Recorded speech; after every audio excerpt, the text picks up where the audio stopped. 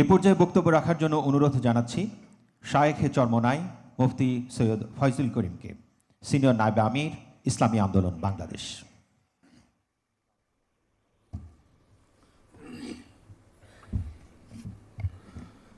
আসসালামু আলাইকুম ওয়া রাহমাতুল্লাহি ওয়া বারাকাতুহু। নাহমাদু ওয়া নুসাল্লি আলা রাসূলিহিল কারীম, আম্মা বাদ। আউযু বিল্লাহি মিনাশ শাইতানির রাজীম। বিসমিল্লাহির রহমানির রহিম। কুনতুম খায়রা উম্মাতিন উখরিজাত লিন-নাস তা'মুরুনা বিল মা'রুফি ওয়া তানহাউনা আনিল মুনকার। সাদাকাল্লাহুল আলিয়্যুল আযীম। আজকে অনুষ্ঠানের সম্মানিত সভাপতি, আজকে অনুষ্ঠানের শ্রদ্ধাভাজন মাননীয় প্রধান অতিথি, বাংলাদেশের মাননীয় প্রধানমন্ত্রী হযরত উলামায়ে কেরাম, সর্বস্তরের বিভিন্ন স্তরের দায়িত্বশীল ভাইয়েরা আমার, আমি সংক্ষিপ্ত দু একটা কথা বলবো। আজকে উলামায়ে কেরামকে এবং ধর্মীয় যাজকদেরকে সম্মানিত করা হয়েছে, এর জন্য আমরা আনন্দিত, খুশি, এবং আমরাও মাননীয় প্রধানমন্ত্রীকে সম্মানিত করতে চাই। বাকি আমি মনে করি উলামায়ে কেরামের সম্মান বেশি হবে যদি তাদেরকে স্বাধীনভাবে কথা বলতে দেওয়া হয়। কোরআন ও হাদিসের খেলাফ যতক্ষণ তারা কথা না বলবে ততক্ষণ পর্যন্ত যেন তাদেরকে বাধা না দেওয়া হয়, আমার একটা প্রস্তাব।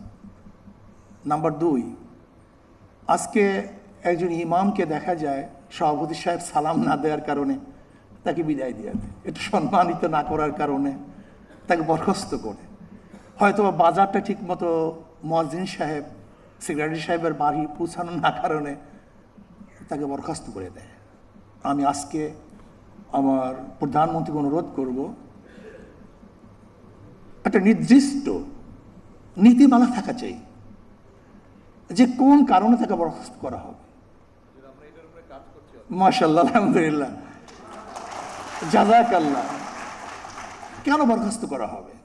যতক্ষণ আকীদা এবং কোরআন ও সুন্নাহর আকীদা, একটা শব্দ আমি সংযুক্ত করতে চাই, আকীদা এবং কোরআন ও সুন্নাহর অনুকূলে যতক্ষণ থাকবে ততক্ষণ কোনো অবস্থাতেই তাকে বরখাস্ত করা যাবে না। আলহামদুলিল্লাহ, শুকরিয়া জ্ঞাপন করছি। নাম্বার 3, যদি আপনি সম্মানিত করতেছেন উলামায়ে কেরামকে, তাহলে আমি বলবো যে কমপক্ষে যারা চাকরিতে অন্তর্ভুক্ত হবে তাদের চরিত্রের সার্টিফিকেট যেন এই ইমাম থেকে নেওয়া হয়, এই এলাকার ইমাম থেকে, যে 5 ওয়াক্ত নামাজ পড়ি কিনা, তার আদর্শ ভালো কিনা। যদি এরকম কিছু তাদের থেকে চারিত্রিক সার্টিফিকেট নেওয়া হয় তাহলে আমরাও ভালো হয়ে যাব, আমরা ভালো হবো। আমরা চরিত্রের সার্টিফিকেট দিই, কাজে আমি যদি ভালো না হই তাহলে চরিত্রের সার্টিফিকেট আমি দেবো কীভাবে? কাজে আমাকে আগে চরিত্রবান হতে হবে, তারপর আমাকে চরিত্রের সার্টিফিকেট দিতে হবে। যদি এই কাজটা করতে পারেন, জীবনভর আপনাকে সবাই স্মরণ করবে যে কমপক্ষে এই ব্যক্তি নামাজ পড়ে, এই ব্যক্তি খারাপ কাজের সাথে সংযুক্ত না। যদি ইমাম থেকে এর কোনো সার্টিফিকেট নেওয়া হয়, চরিত্রের সার্টিফিকেট, মনে হয় যেন সম্মানিত করা হবে। আর একটা কথা বলি, শেষ করব, যে আজকে সম্মানিত ভাতা যেন নিয়ন্ত্রণের কোনো মাধ্যম না হয়, যে সরকার যেন ইমাম এবং মুয়াজ্জিনকে নিয়ন্ত্রণ না করে, বরং এটা সম্মানিত ভাতা সম্মানিত হিসেবেই থাকে।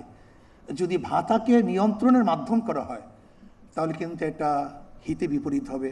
আল্লাহ আমাদের সবাইকে দ্বীন ও ইসলাম অনুযায়ী চলার এবং মানার তৌফিক দান করেন। সবাইকে ধন্যবাদ।